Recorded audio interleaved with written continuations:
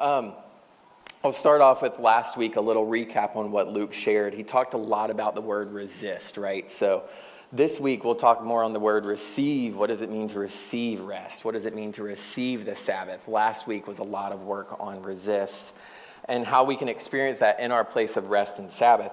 It's a spiritual war, constantly fighting for our attention, fighting for our mind, our heart, our wallet, our time, whatever that is, whatever expense it could take from us.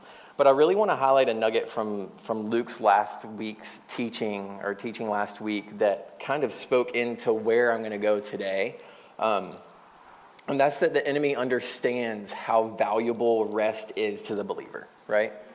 So if we know that, he's going to create a force to go against what God wants for us, which is rest. And he does this, and there's this cycle image that Luke put up last week that I'll throw up again, that the process plays out starting with joining in the world's culture of busyness, of hurry, and overload, right? That feeling that we all probably are feeling around this time of the year, most likely. I mean, I know that I'm feeling it. My wife and I were looking at the calendar last week, and we're like, okay, cool. And it's like every night suddenly has something in it, and every day is a work day from 8 to 5 or whatever your day is. So it's that busyness and hurry and overload that the world feeds to us, but then that leads to God becoming more relevant, thus more marginalized in our lives, which then creates a deterioration in our relationship with God, and then ultimately leads to the continuation of the cycle of busyness, hurry, and overload, where we continue to kind of morph into that secular being and make those secular assumptions in our day-to-day lives. So it's kind of like a riptide. When I looked at this image, that's what hit me, was like when you're caught in a rip current, you have to swim parallel to the shore to get out of it, but often you're in it and you don't even recognize that you're in it, right? But I want us to look at how the Israelites went through that last week. But I want us today to look at how we experience it. What does it look like in our culture today, our day-to-day lives? And I want to make sure that all of you know that today is a part 2 kind of to last week. So have the preface of what last week was as we come into this week. All right, y'all good? Let's go for it. So it is 11:25. I'm going to do something that no preacher or teacher from the pulpit should ever do. So I'm sorry in advance. It's not probably something they shouldn't do, but it's probably frowned upon. I'll put it that way. So yesterday morning, I woke up and knew that my wife and I had planned to put our running joke in our house is we're going to put the shalom back in Shabbat shalom, okay? We're going to have some peace in the house today. Our Sabbath will be restful, and we wanted to have that true restful Saturday, especially in the midst of this season. But a good Saturday in the Hewitt household involves one thing that must happen before 2 p.m. And if you know my wife, it is a 5-letter word. 6. I can't do math. I don't even know, but it's brunch. Rebecca Leanne loves brunch. Yeah, somebody tell me. But it's like a must-have on Saturdays. So for her, it is everything in the morning on a Saturday. And when she woke up with her eyes fixed on the egg carton and the thick-cut bacon in the fridge and the OJ, she was like, brunch. So I did what I do. Yeah. Right? I'm going to say it. Okay?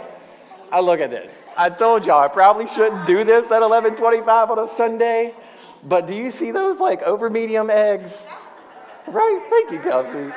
We're talking homemade sausage gravy, thick cut bacon, homemade drop biscuits. We rolled out yesterday morning. I think we didn't eat again until 6 p.m. because we were just like, we don't need anything else, right? And let me tell y'all, this slapped. I think I used that right, but it slapped. Like, it was good.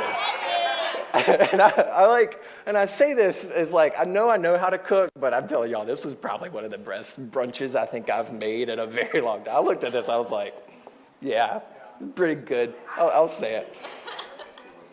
But I'm gonna say this too. And first off, why do I leave you drooling in your seats at 11:30 in the morning? That's just so mean. And probably every brunch place will be busy after this. But even though cooking for me brings me deep joy, it's something to create that for my wife, but it's also just something that I really enjoy doing. Sometimes it leaves me breathless and tired. Frustrated. Has anybody ever been frustrated in a kitchen? Okay, yep. And despite almost every cooking accessory that America's Test Kitchen has to offer being in my kitchen, Mario, am I good? There we go. Is that better? Cool. Sorry. Despite every cooking accessory possible still being in my kitchen, I still look for stuff to make my kitchen and my food even better, despite having everything that I could possibly want. It's a thing that I enjoy. It's a hobby of mine, but it can so quickly turn to a place of envy. It can turn to a place of exhaustion, bitterness, and it suddenly can root me into this pit that I have the hardest time getting out of. I give my time, I give my energy, I give my service, I give everything that I have, sometimes just to feel so emptied and drained afterwards. And I think this is an important caution for us in the culture that we're in today, and it's important to pay attention to why we land in this place. Sometimes for me, it's just that I've operated past my maximum and I have nothing else. But what happens sometimes is I go, well, like, why doesn't someone else do this for a change? Even though I enjoy it, I'm still looking for something else, right? I will say one of my worst things that I do is I land in that place of exhaustion after 10 people have already offered, what do you need help with? Oh, nothing, I'm good. There's pride in there. There's this air about myself that shows up. I'm like, no, I got it, I'm fine. Even yesterday, Rebecca's like, do you need help with anything? I'm like, no, I'm good, I got it. I was honest in that moment. I'm learning to evaluate what my needs are in the moment, but I'm learning that sometimes we just even go that far. And I can tell you that there's no worse feeling than sitting down to sit at a meal that you've cooked all day long and going like, I don't want it. Yeah. I've been there.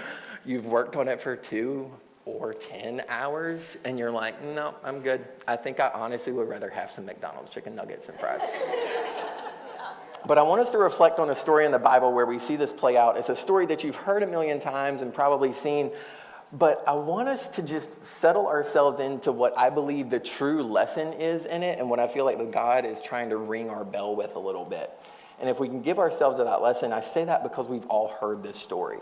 It's something we've heard 1,000 times, and I want to challenge us to relate it in some new ways today and to dive into the heart of the protagonist or the antagonist. The jury's still out on what this character plays in it. But I really want us to see ourselves in this moment. So we'll take a look at Luke 10. And as Jesus and his disciples were on their way, he came to a village where a woman named Martha opened her home to him. She had a sister called Mary who sat at the Lord's feet listening to what he said, but Martha was distracted by all the preparations that had to be made. She came to him and asked, Lord, don't you care that my sister has left me to do the work by myself? Tell her to help me. There's an exclamation point there. Martha straight up looked at Jesus and said, tell her to help me. Whoo, I'm bold. Martha, the Lord answered, you are worried and upset about many things, but few things are needed, or indeed only one. Mary has chosen what is better, and it will not be taken away from her. We've all probably seen this passage. If you haven't, it probably hits a little deep. And all of a sudden, we're watching Martha, who has just tried to make a place for Jesus, right? She knows who's coming in her house. She's fully aware of who Jesus is walking in, and all of a sudden, she is letting that just ring past everything that's in front of her. She's so focused on the preparation that she forgets about the presence, right? And there's one word, I think, in this passage that just screams the heart of Martha's character in this moment, character being that mental or moral quality distinctive to her, and it's a telling attribute for Martha in that moment. And Luke, the writer of this gospel, picked one word, and it was distracted. Let's not put ourselves, all right, let's time out for a second and put ourselves in our own living rooms, our own kitchens we're working hard to repair. Maybe we're running the vacuum cleaner. Maybe we're cooking. Maybe we're tidying up the kids' toys. Maybe we're changing a diaper. Maybe we're just trying to get in the door after a work day and company is on the way, but who's the company? Oh, it's Jesus of Nazareth, no big deal. Of course she's working hard. Of course she's doing everything she has. She's serving, she's working. He's chilling back, telling a story with his boys as they rolled up in some person's house off the side of the street, and she's trying to put the finishing touches on the baked brie for the charcuterie board. Right? We're all familiar with that voice in our minds that plays over in this story. And it goes, oh, well, I need to do this before right? Have y'all heard something like that? Maybe something more like, well, I have to do before, right? I've already done so much and no one else has pitched in. Ooh, yeah. We've all been there and walked through that feeling. And I'll put this in a real world applicable example. You today have found yourself in Selah Church. I want to go back to a story from last week, if I may. Mario, and Mario didn't know I was going to do this. Mario, can you hold up what you're holding, making me sound great? Yeah, so it's this beautiful iPad. And we run sound, and we want everything to feel great, sound great, so that way you can hear everything that we're saying. And last week, there was this really sweet moment in the middle of worship, as I adjust this microphone one more time, where I'm running sound, I'm trying to get all the levels right for worship, and Luke leans over to me, and he literally out of his mouth goes, hey, do you really need to be touching that much right now? And I will be honest with you, the first thought that I had in my head was just like, how hard could I hit him? Like, could I just shove him one good time and push him out of my ear, right? In that moment, I was eaten up with frustration. I was like, dude, just let me do my thing. You aren't holding it. I'm making them sound good. Leave me alone. The pride bubbled right to the surface. And it took me a solid 2 minutes until I realized that he was trying to help me see what I was missing in the room, right? And it wasn't really what I was missing, it was who I was missing. My task at hand had become an idol in my hand. And it had suddenly just swapped out, and I hadn't even realized it. And I want us to pay attention to that's the level of sneaky that the devil can be. He really does just want us to make sure that we know that he can do just so little work for it to happen.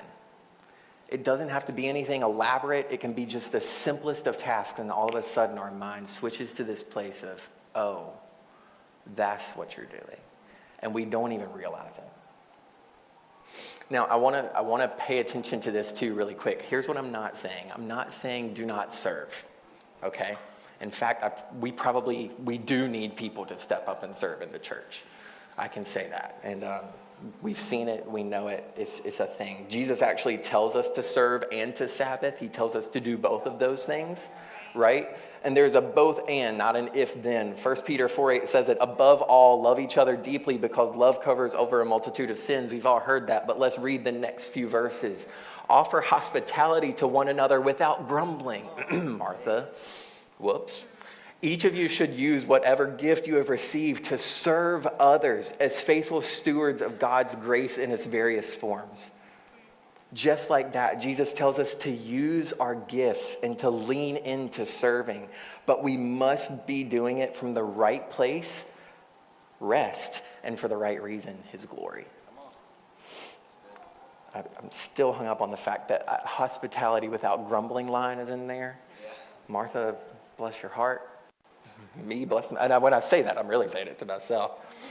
But I want us to go back and focus on what we can actually take away from Martha in this setting. What does that look like? And it's actually pretty simple. It's just that we need to rid ourselves of distraction, right? We have no distraction in our lives. No, there it is. Mary chose a better thing, and while Martha's service was welcome, there was someone more important in the room. And the only thing that was needed was Martha taking that time with him. What Martha had to give was what needed to be given. It was a welcome thing in that moment, but there was still something more important. And I want us to ask ourselves the question of how often are we distracted with what God has for us? We need to talk about some of those common distractions we have in today's world and how to stop resisting rest and receiving it. And we already have outlined how Satan gets so sneaky with that counterfeit rest. And I want us to pay attention because a lot of the ways that we think that we rest are counterfeit. So we're going to lean into that a little bit. And who knows, maybe some of you just in the midst of this conversation, and it's okay, you're already stressed out and wondering, how do I handle this? How do I keep going? Like, dude, you've already hit like 6 of my buttons and I can't take anymore. I get it. I work a full-time job. I've managed a team of 14 direct reports before the age of 30, chairing 2 committees, serving on 5 other ones. My current job currently has me working on a House bill to fund dual enrollment courses with $20 million. And even though we have almost 30,000 employees across the state, I'm one of 12 people that they decided to go, come help us figure this out. I'm like, you know that I'm working on like 12 other projects, but they're like, no, and you can't say no, right? So quick we lean into that pressure that the world says, like, this is your moment. And I think we've got to really be careful, and when we start to weigh that between what's the world pushing us to do and what's the favor of God calling us into, right? As we lean into that space, there's discernment that's only going to come from the place of rest that we know when we're getting that time with the Lord. So I'm teaching you today because I'm distracted. That's it. But I'm also wanting to do something about it. I've started to try to take some steps, and I wanted to share some of those, but I also want to just expose some of the common distractions and how we can do our work to resolve to some rest in this space. So today's culture, distraction comes in a lot more forms than just serving or being hospitable, though that's clearly still one of them. On our faith walk, I want us to remind ourselves that desire is the root of it all, though. We want to follow Jesus and be transformed. We desire to be more like him. Every day when you wake up and you take that deep breath in, that's a desire to go out and live your day, right? Desire is everywhere in our lives, but I believe that desire can turn into distraction when we fall victim to that busy sans Sabbath life. We all have that desire deep within us, but no matter how much we get of fill in the blank, it's never going to get enough. And when we don't get what we need, then the distraction continues to grow. The world we're living in right now is this weird blend of distraction and dissatisfaction. We walk around wanting more, we're dissatisfied with what we have, and we're distracted by what we have already, and that we don't have what we don't have. It's like this constant loop. Some of you are nodding. The nods help. Thank you. I almost assigned yes, come on, and amen to the different sections in the room, so if it's not too late, let's go. I want us to pay attention to how this plays out in our lives, though. The current estimate in the United States currently is that we spend 2 to 3 more of our income and our wealth on goods and services than what we did as a nation in 1945. And that's leveled out. Yes, 1945 we were not bringing home thousands of dollars a month. But when you line those up, we're spending more than we ever have as a country. That's not that hard to believe, though, right? Yeah, right? Well, let's start in our own homes. The average American home has over 300,000 items in it. 300,000 items. That sounds right. Note that I said the average. That's not the rich folks. That's the average house in America, 300,000 items. And I want us to pay attention too, because that's the average. The average 10-year-old has 238 toys, but on a daily average only plays with 12. Thanks, Jeff Bezos, right? I'll subtweet him or straight up tweet him, I don't know. Not to mention the thousands of advertisements that we're exposed to daily. You were exposed to advertising before you probably got out of bed this morning. If you grabbed your phone, you sure were. Like, there ain't no doubt. And if it doesn't fit in our home, don't worry. There's 2.3 billion square feet of storage space in the country that 1 out of every 10 Americans rents. That's 7 square feet per person in the country. So if we can't fill our homes with it, we'll fill a storage unit with it. It's alarming that we see these numbers and we hear this and we forget about how much stuff we have. And I believe, and I'm guilty of it, as I was talking about with my countless kitchen accessories, I've gotten to the point now where I just try to find the one that does the multiple things instead of having one that does this and one that does this and one that does this. I want us to pay attention, though, because as we continue to upgrade our mindsets, right, and that's another way that we fall victim to it, that we aren't downgrading what we see the Lord trying to do in our lives. There's this balance whenever we start to fill our lives with stuff. That's another distraction. It's another way that we're seeing the things kind of start to fill up our space, that we can just become more distracted from the things that we have. And like I said, sometimes the things that we don't have. Now, that's our stuff. But what about that other hot commodity? Anybody know it? My watch died, but it's time. We all look at our clocks and we're just trying to figure out, how can I get more done? What does it look like to fit more into my day? In the 1980s, the World Health Organization and the International Labor Organization got together after watching the country of Japan give so much of their time and people started to die because of overworking.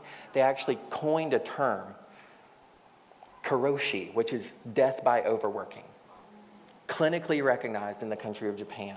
Now, one would hope that, 40 years ago, we would learn something from the country of Japan, watching them coin a term for death by overworking, but we haven't. In fact, the United States hasn't learned anything much. We work 137 hours more per year than the Japanese, 260 hours more than the British, and 499 more hours than the French. I'm just saying, the French got it figured out.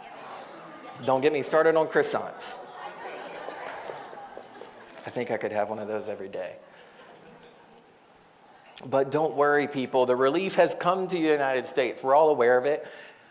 Dishwashers, vacuum cleaners, robotic ones, right? This labor-saving revolution that came around in the 1960s, right? All of that was developed to give us more time. Who feels more time when they load their dishwasher? I don't. Because I load it and then I'm like, okay, now I can go take care of this, right? My brain just task switches so quick. All of these different things were to put more leisure time back in our schedule, but rather leisure time since the 1960s has declined about 37%. We don't know how to Sabbath. We're stuck. We are a stuck people. And we're missing out on a gift that the Lord gave us that is so rich that we've forgotten what it looks like. So even with that staggering statistic, I know that that probably looks at our older generation, the people who were around in the 1960s, who got to see that shift come around. But I want us to also talk about the young folks in the room who average 7 hours and 38 minutes of screen time a day. It's the current national average just about in 2023. Right? 7 hours and 38 minutes. Did you know that you can look it up on your phone? Yeah. Oh, some of y'all pulled your phones out. I'm like, oh boy. This leisure time can turn easily into rotting instead of resting. And there's a big difference there. Even on the Sabbath, there was a command of what to do and what not to do. Okay? So even though we're entering into rest, we've got to remember that it came with some good guidelines. Can look at the Jewish people who practice, they won't even cook on the Sabbath. The dishes don't go in the dishwasher, they stay in the sink. They're pre-making meals and having it ready, but yet we don't even practice that as a people who live by the commandments. And I want us just to really hone in a little bit more there, because as we continue to look at how that rest and rotting balance plays out, there's this deeper invitation as a younger generation, as we begin to walk out what it looks like to really take our time with the Lord, that it looks like, what do we put away too? So maybe you don't relate to the screen time, maybe you relate to the stuff. At the end of the day, it's normally one of those two that we're holding on to, and we need to figure out how to release it. So here's kind of where we're landing. We work more than we ever have before. We have more than we ever had before, and we're still not happy. It's Egypt all over again, just like Luke talked about last week. We put ourselves back in this place of safety netting ourselves, but we're missing out on the gift of the Sabbath. And it's so easy to get sucked into the culture that's around us. To feel like you just have to work those extra hours to get ahead and get the overtime to buy the thing to surprise the person. Or maybe you just need to reach that certain standard of living to be happy. You just have to own X amount of shoes and X amount of outfits and have X amount of square feet. Whatever that looks like, we're constantly striving to meet this made-up societal goal that doesn't even impact our eternal life. And it's really easy, because I'm guilty of this, to just go, well, Jordan, that's how it is, man. You don't know what it's like in my world. That's just what it is. That's just how life goes. That's just what I've got to do. That's just how I've got to be. But we get the invitation to break that cycle. Practicing the Sabbath is both receiving and resisting. It's pushing back against the culture and receiving something that everyone in our culture will look at us and go, whoa, what do you have? Can you imagine just setting apart that day and what that might look like to just truly practice rest?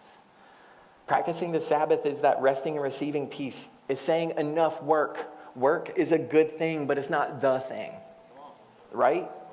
Maybe it's using some of that PTO that you have saved up, right? I'm sitting on like 80 hours. I could go use some of it. Maybe it's checking your account, because maybe you don't need that overtime you're working for while you miss out on family and community. Ooh, yeah, that one hit. And maybe it's taking the Sabbath seriously. I think so many times we hear a teaching on Sabbath and we go, okay, I get it. It's a commandment. I've got to do it. But I think that we forget that it's also a blessing. The Lord's just inviting us into it. And it doesn't have to be this huge chunk, but he's just saying a little yes is all I want. Maybe this means, okay, enough stuff. Stuff isn't bad, but clearly most of us have 300,000 items in our home. We've probably got more than enough. And you may not be a hoarder. That is okay. Probably a good thing if you're not a hoarder. And if you are, that's okay. Well, come talk to us. But you probably do feel like you could probably have a yard sale, right? I've hit that point. Or you know that you need to go do that next Goodwill drop-off. We've all been there. Yep, okay. Got some amens on that one. You look at that one side of the closet with the jackets that you haven't touched in 4 years, and you're like, but I might get in it again. Right? And maybe you've asked the Lord, or maybe it's as simple as going into this process and asking the Lord, Lord, do I need this? I want this car. Do I need this car? Invite him into that space. I think that we so often forget that he's like someone who wants to see and wants to interact with us. He wants to go into those processes with it. Are you in agreement with the Lord about I need this, right? Sabbath is a way to break our addiction to the twin gods of our culture, accomplishment and accumulation. So quickly we lean into both of those things and we just try to check as many boxes as we can to climb the societal ladder, where at the end of our lives it's all just knocked out from our feet anyway. I want to live for the reward that's eternal, not the one that's just visible here. And I think we get to lean into this by practicing the Sabbath. Sabbath is a clear gift, and I'll even say it, it's an escape. Some of you are looking for the excuse. I'll say it. You're like, I'm too busy. Great. Just tell somebody, I'm Sabbathing this weekend. Sorry, can't hang out. Maybe that's an excuse. Don't let it be an excuse. But if you're going to practice it with intentionality and directness and respect of it. So in order to receive this Sabbath rest, there's a level of resistance we also have to guard ourselves in, and that work that we have for peace in our hearts. The internal challenges of the overwhelm, the busy, the life of Sabbathlessness, right? They often appear as greed, envy, addiction, dissatisfaction, discontentment, anxiety. The list goes on. And here's what I'm not saying. I'm not saying that if you're struggling with one of those, that it must be that you're not getting rest. But I am saying that if you are struggling with something in that space, I want you to check that rest gauge on your heart.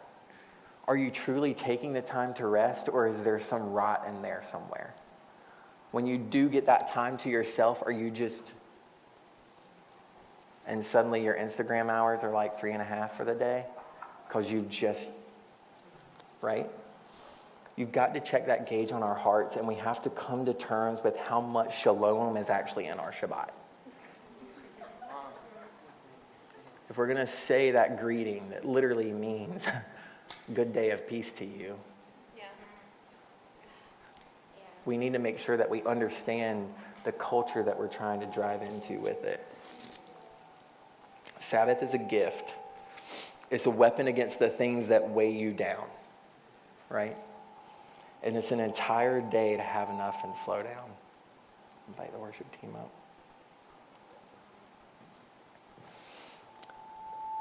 Oh, sorry, Mario. So, as we lean into what is the most wonderful time of the year, right?